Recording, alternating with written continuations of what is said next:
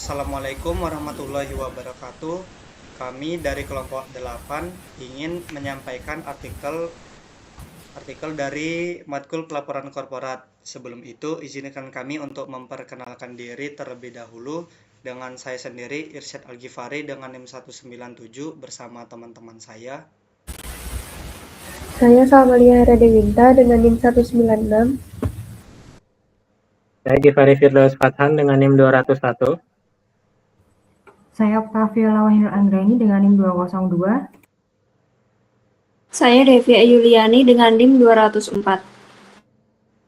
Saya Mahfud Hidayat dengan NIM 238. Untuk selanjutnya, kami akan membahas artikel yang sudah kami cari, yang akan dibacakan oleh teman saya.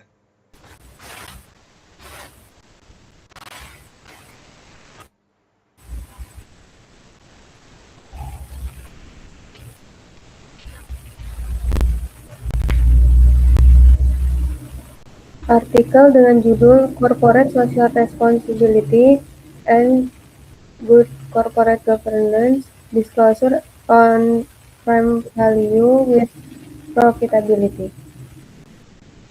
Jadi penelitian ini itu bertujuan untuk mengkaji pengaruh corporate social responsibility dan good corporate governance terhadap nilai perusahaan, serta untuk melihat apakah profitabilitas mampu memperkuat atau memperlemah hubungan tersebut.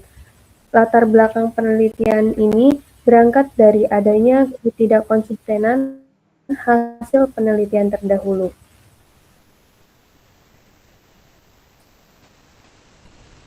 Penelitian yang dilakukan oleh Dila Nur Aini 2019 menemukan bahwa CSR dan kepemilikan manajerial berpengaruh terhadap nilai perusahaan, sementara kepemilikan institusional tidak berpengaruh. Namun hasil yang berbeda ditunjukkan oleh penelitian Al-Ani 2014 yang menyatakan bahwa CSR dan kepemilikan manajerial tidak memengaruhi nilai perusahaan. Perbedaan temuan tersebut menimbulkan keraguan empiris dan menjadi masalah penelitian dalam studi ini. Berdasarkan perbedaan hasil tersebut, penelitian melihat adanya research gap, yaitu perlunya pengujian ulang hubungan CSR dan GCG terhadap nilai perusahaan dengan menggunakan periode penelitian yang lebih baru, yaitu 2017 sampai dengan 2019 pada perusahaan manufaktur yang terdaftar di Bursa Efek Indonesia. Penelitian ini didasarkan pada beberapa landasan teori, yaitu stakeholder teori, delegitimasi teori, the signaling teori, the agency teori, yang menjelaskan pentingnya tanggung jawab sosial, tata kelola perusahaan, serta peran informasi yang pengawasan nilai perusahaan. Dalam ini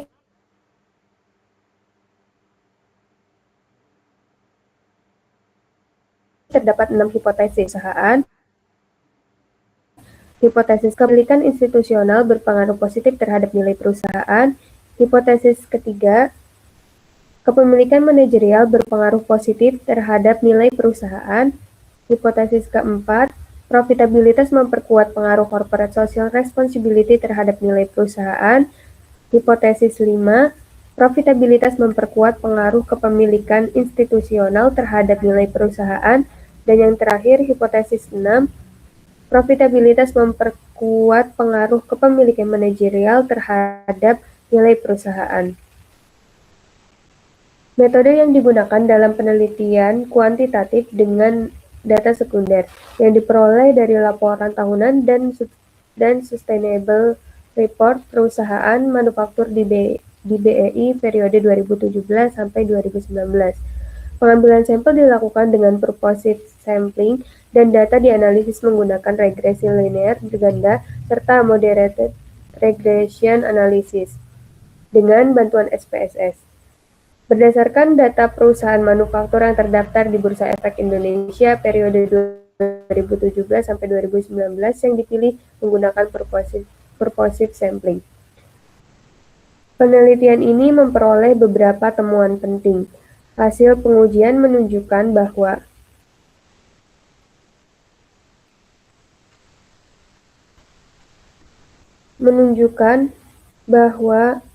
Corporate Social Responsibility memiliki hubungan positif dengan nilai perusahaan, dan temuan ini sejalan dengan penelitian sebelumnya yang dilakukan oleh Dila Nuraini 2019 dan Arianti 2018. Sebaliknya, kepemilikan institusional tidak terbukti berpengaruh terhadap nilai perusahaan, sehingga hipotesis kedua ditolak. Selanjutnya, kepemilikan manajerial berpengaruh terhadap nilai perusahaan, namun dengan arah negatif yang menyebabkan hipotesis ketiga juga ditolak.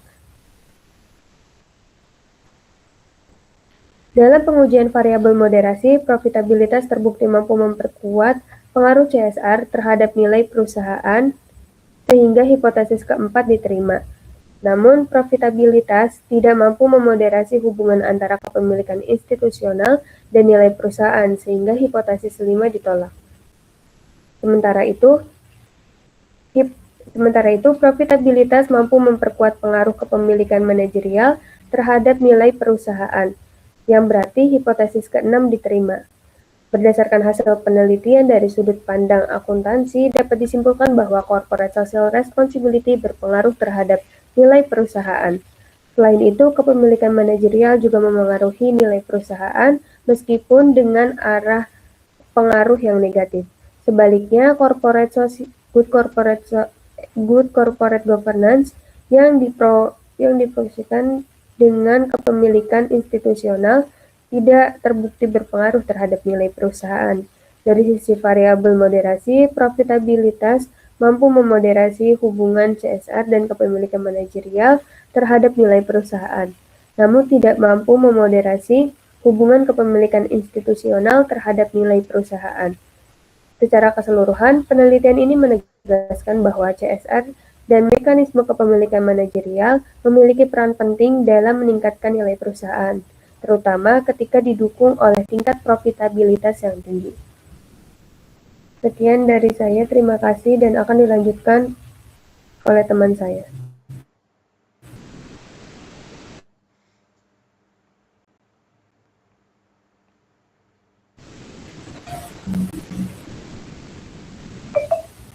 Selanjutnya, saya Irsyad Al-Ghifari dengan NIM 197 akan menjelaskan tentang double materiality and the shift from non-financial to European sustainability reporting, like review, outlook, and implication. Yang pertama, itu ada research problem atau masalah penelitian. Masalah utama yang diangkat dalam penelitian ini berkaitan dengan ambiguitas dan tantangan dalam penerapan prinsip materialitas dalam pelaporan dan keuangan di Uni Eropa. Inti masalah dari artikel ini adalah terdapat kekurangan panduan mengenai interpretasi dan operasionalisasi yang tepat dari persyaratan pelaporan dan keuangan. Hal ini menyebabkan perbedaan yang signifikan dalam bagaimana prinsip ini dipahami dan diterapkan dalam praktik perusahaan. Selain itu, pergeseran regulasi menuju pelaporan keberlanjutan atau sustainability reporting menimbulkan tantangan dan biaya baru bagi praktik korporat.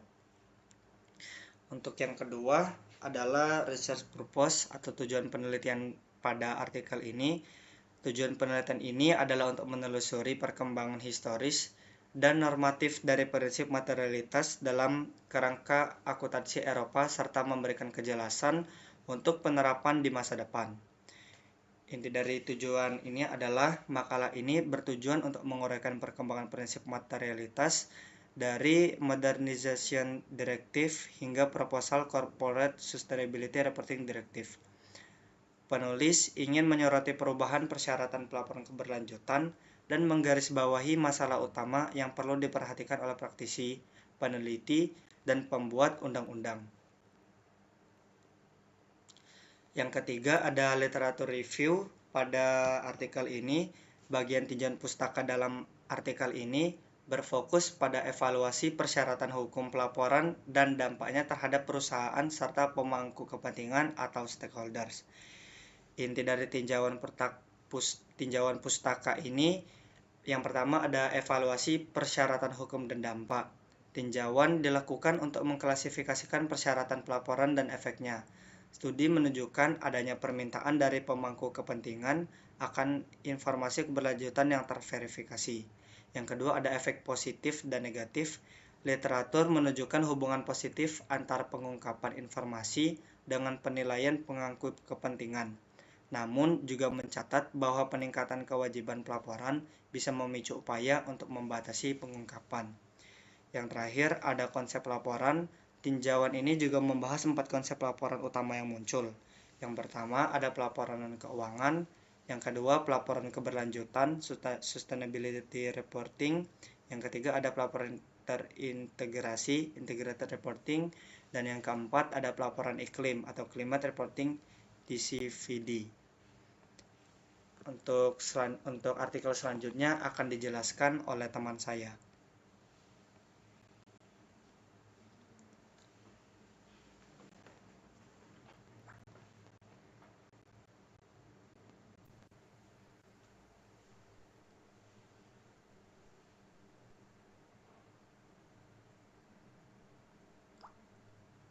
Selanjutnya, saya akan menjelaskan artikel dengan judul The Impact of Green Accounting and Integrated Reporting on Financial and Market Performance. Yang pertama, masalah penelitian atau research problem, yaitu yang pertama, profesi akuntansi telah mengkritik model pelaporan bisnis keuangan tradisional dengan alasan bahwa model tersebut tidak memenuhi kebutuhan informasi pemangku kepentingan ketika menilai kinerja masa lalu dan masa depan suatu perusahaan. Masalah yang kedua yaitu masyarakat mulai mempertanyakan tujuan utama sebuah perusahaan yang memiliki secara tradisional. Industri dipandang sebagai pencipta kekayaan karena fokus yang sempit ini tidak memperhitungkan penciptaan nilai atau kesetaraan bagi masyarakat, lingkungan, dan manusia. Masalah penelitian yang ketiga yaitu perluasan sektor industri dianggap memperburuk kualitas lingkungan karena menggunakan banyak sumber daya alam, baik secara langsung maupun tidak langsung dalam menjalankan kegiatan usahanya.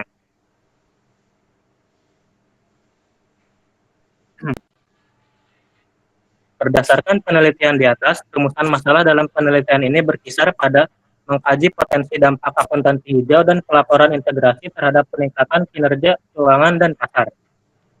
Yang kedua, tujuan penelitian.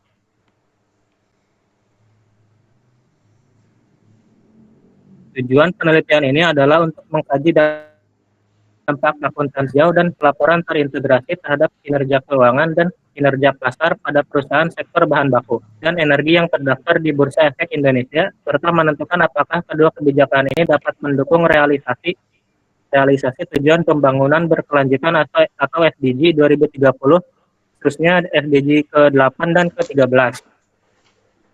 Yang ketiga, research gap atau kesenjangan penelitian. Mengingat yang pertama, research gap-nya yaitu mengingat semakin pentingnya keterlibatan korporasi dalam masalah lingkungan dan pelestarian sumber daya alam, bidang akuntansi berpotensi memainkan peran dalam mendukung upaya konservasi lingkungan. Yang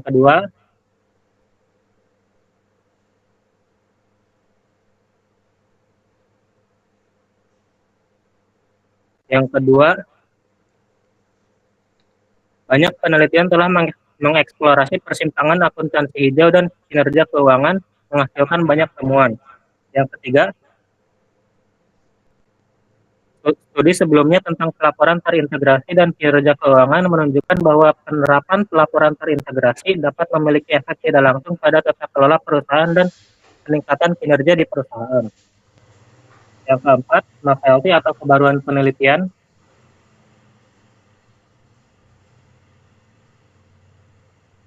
Adalah penelitian ini menemukan bahwa implementasi akuntansi hijau dan pelaporan terintegrasi dapat diakui sebagai kebijakan strategis bagi perusahaan bahan baku dan energi di Indonesia. Dengan mengintegrasikan pertimbangan lingkungan dan keberlanjutan ke dalam praktik akuntansi dan kerangka pelaporan mereka, perusahaan dapat meningkatkan kinerja keuangan, kinerja pasar, dan berpartisipasi dalam mewujudkan tujuan SDG 2030.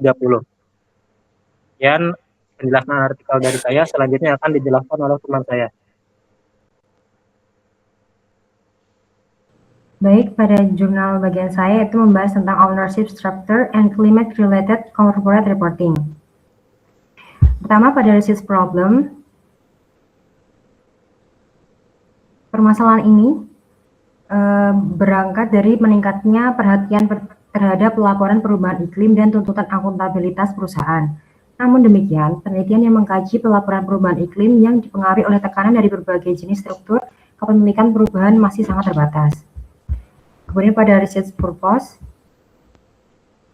sejalan dengan permasalahan tersebut, tujuan penelitian ini adalah untuk menguji apakah dan sejauh mana berbagai kategori struktur kepemilikan mempengaruhi pelaporan perubahan iklim perusahaan, khususnya terkait pengungkapan karbon atau emisi gas rumah kaca secara sukarela. Kemudian pada literatur review, dalam tujuan literatur, pelaporan perubahan iklim dan pengungkapan karbon dipandang memberikan manfaat strategis dan finansial bagi perusahaan. Berbagai penelitian terdahulu telah mengkaji beberapa faktor-faktor yang mempengaruhi serta dampak dari pelaporan perubahan iklim, termasuk kinerja emisi karbon dan target operasional hijau. Selain itu, literatur mengenai pengungkapan karbon sukarela menyoroti peran tekanan politik, ekspektasi, pengangkut kepentingan, dan karakteristik perusahaan. Kemudian pada research depth, meskipun pada literatur terkait pelaporan perubahan iklim terus berkembang, berdasarkan pengetahuan penulis, masih sangat sedikit penelitian yang menelaah pelaporan perubahan iklim yang didorong oleh tekanan dari berbagai jenis struktur kepemilikan perusahaan. Dan kemudian ada novelty, yaitu pada penelitian ini memberikan kontribusi utama dalam dua hal. Pertama, penelitian ini secara khusus berfokus pada pelaporan perubahan iklim melalui pengungkapan karbon, bukan pengungkapan CSR secara umum. Kedua, penelitian ini menggunakan data Carbon Disclosure Project atau CDP sebagai respons terhadap belum adanya standar internasional yang diterima secara luas dalam pengukuran pengungkapan karbon, sehingga menghasilkan temuan empiris yang lebih objektif dan inovatif. Kemudian pada jurnal ini memiliki 5 hipotesis.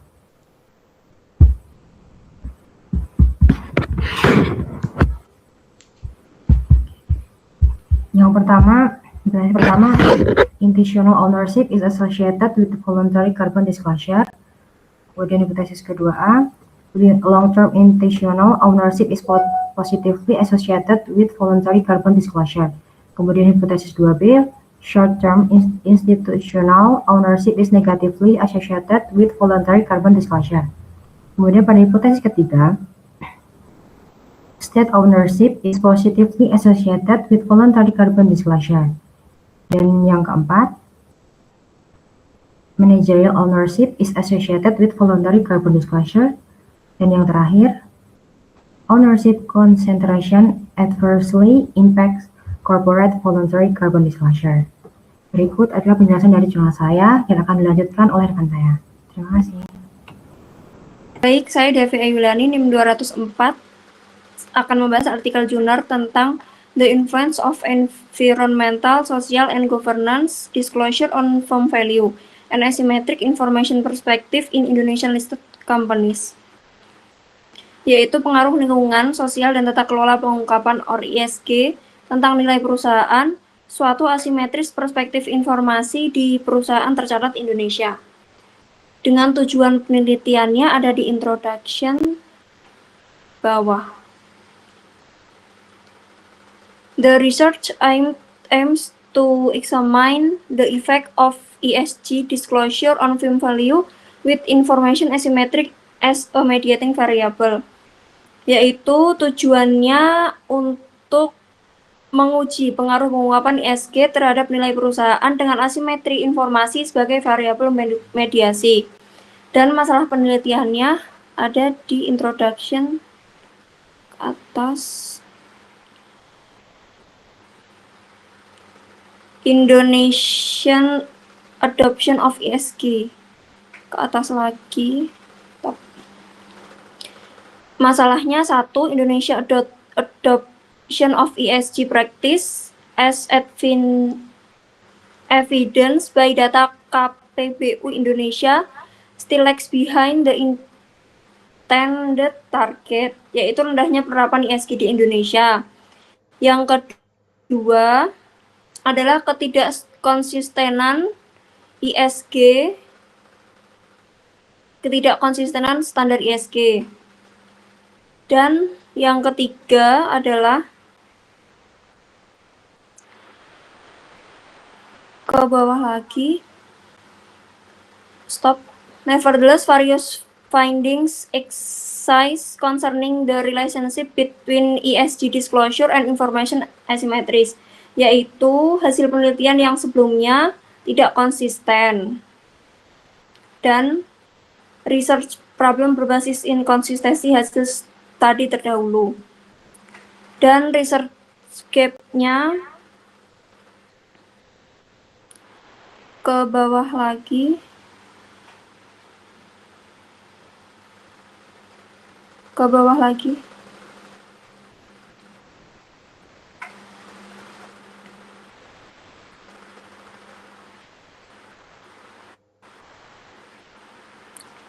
Di introduction.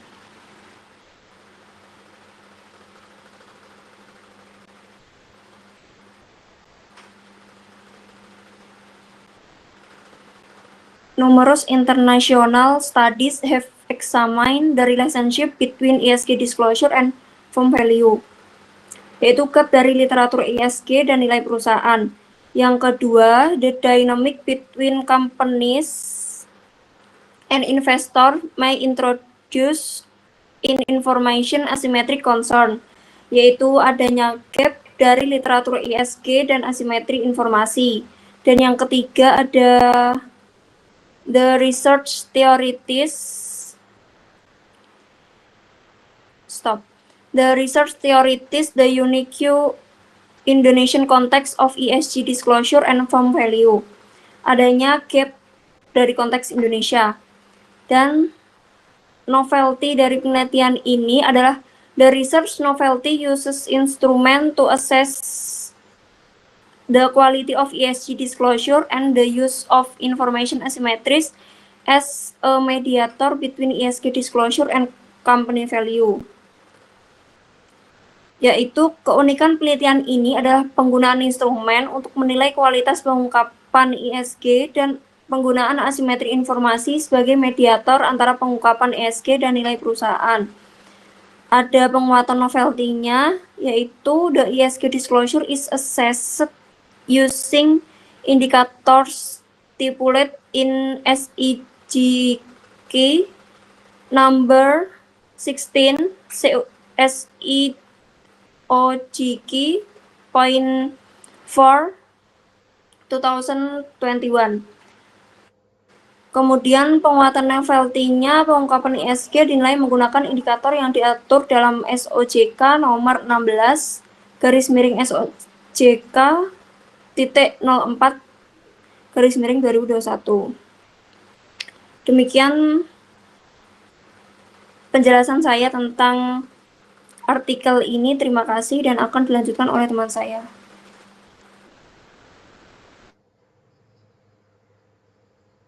Assalamualaikum warahmatullahi wabarakatuh. Perkenalkan, nama saya Maufur Hidayat dan saya akan menjelaskan artikel tentang business strategies and corporate reporting for sustainable. A corporative study of materiality, stakeholder engagement, and ESG perform in Eropa. Jadi masalah penelitian yang ada di dalam artikel itu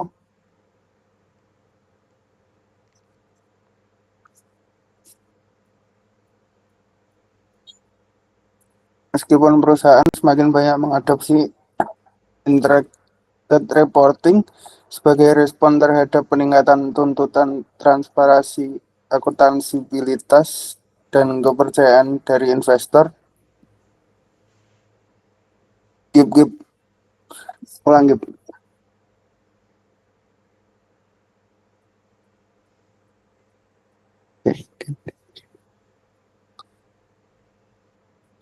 Meskipun perusahaan semakin banyak mengadopsi integrated reporting sebagai respon terhadap meningkatnya tuntutan transparansi, akuntabilitas, dan kepercayaan dari investor, belum terdapat kepastian apakah integrated reporting benar-benar meningkatkan relevansi nilai informasi akuntansi. Namun penelitian sebelumnya menunjukkan hasil yang beragam dan belum konsisten terhadap manfaat IR bagi pengambilan keputusan investor. Secara khusus, peran elemen mengungkapkan kualitatif seperti materialitas dan keterlibatan pemangku kepentingan. Dalam menjelaskan nilai pasar perusahaan belum teridentifikasi secara jelas. Oleh karena itu, isu utama yang belum terpecah dalam literatur IR adalah apakah kegunaan integrated reporting ditentukan oleh adopsi semata atau oleh kualitas dan substansi pengungkapan yang disajikan. Tujuan penelitian ini bertujuan untuk menganalisis hubungan antara praktik pelaporan korporat dan relevansi nilai informasi akuntansi pada perusahaan non-keuangan yang terdaftar di Eropa. Secara khusus, tujuan penelitian ini adalah untuk menguji apakah variabel keuangan fundamental seperti nilai buku dan laba tetap menjadi penentu utama nilai perusahaan sesuai dengan model valuasi Ohson. Perusahaan pengaruh pengungkapan materialitas dan keterlibatan pemangku kepentingan terhadap nilai pasar perusahaan. Membandingkan peran informasi integrated reporting, sustainable reporting, dan consolidated financial report. Mengevaluasi apakah integrated reporting meningkatkan relevansi informasi akuntansi, khususnya melalui integrasi isu ESG yang bersifat material secara finansial ke dalam pelaporan perusahaan. Research gap. Meskipun literatur mengenai integrated reporting terus berkembang, dampak pasti IR terhadap relevansi nilai informasi akuntansi masih belum jelas. Penelitian terdahulu banyak menelaah adopsi IR dalam berbagai konteks kelembagaan. Namun hasilnya terfragmentasi dan sangat tergantung pada konteks negara dan pasar. Selain itu, masih terbatas penelitian empiris yang secara langsung menguji prinsip utama IR, yaitu materialitas dan keterlibatan pemangku kepentingan sebagai variabel penjelasan dalam model valuasi, khususnya pada tingkat Eropa dengan perbandingan lintas format pelaporan. Kondisi ini menegaskan adanya isu penting yang belum terselesaikan dalam riset integrated reporting sehingga memerlukan kajian empiris selanjutnya. 4. Baruan penelitian ini terletak pada penggunaan empiris dua prinsip utama integrated reporting, yaitu materialitas dan keterlibatan pemangku kepentingan sebagai determinan relevansi nilai informasi akuntansi. Penelitian ini merupakan studi pertama pada tingkat Eropa yang secara simultan mengaji hubungan antara relevansi informasi akuntansi, pengungkapan materialitas, dan keterlibatan pemangku kepentingan di 3 format pelaporan yang berbeda, dengan mengintegrasikan informasi keuangan dan non-keuangan ke dalam kerangka valuasi Ohson, serta menggunakan pendekatan panel statis dan dinamis. Penelitian ini menunjukkan bahwa kegunaan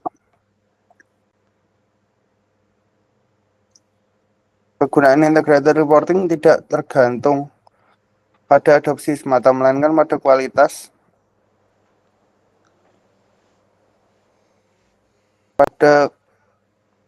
dan substansi pengungkapan, khususnya dalam mengintegrasi isu ESG yang material secara finansial ke pelaporan korporat.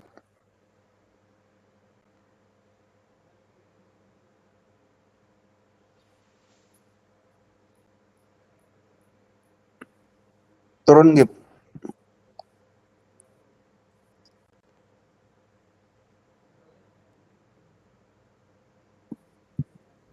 Bilang aja sampai mana nanti. Sampai itu loh, apa, hipotesis.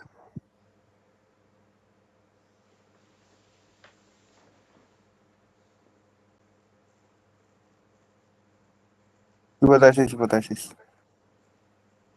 Ini 6.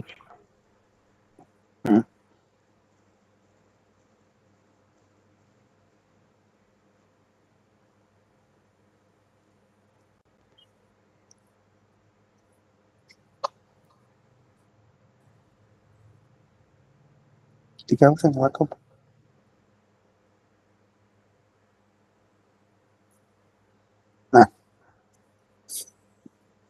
Hipotesis penelitian H1 variabel keuangan inti seperti nilai buku dan laba per saham tetap mempertahankan referensi nilainya pada perusahaan yang menerapkan IR dari waktu ke waktu. H2 referensi informasi akuntansi lebih tinggi pada perusahaan Eropa yang menerbitkan laporan terintegrasi dibandingkan yang tidak. H3 pengungkapan materialitas dalam laporan integrasi mempengaruhi referensi informasi akuntansi. H4 keterlibatan pemangku kepentingan mempengaruhi referensi informasi akuntansi. H5 integrated reporting meningkatkan referensi nilai dari informasi akuntansi. Sekian dari saya. Terima kasih. Baik, mungkin sekian dari kelompok kami. Wassalamualaikum warahmatullahi wabarakatuh.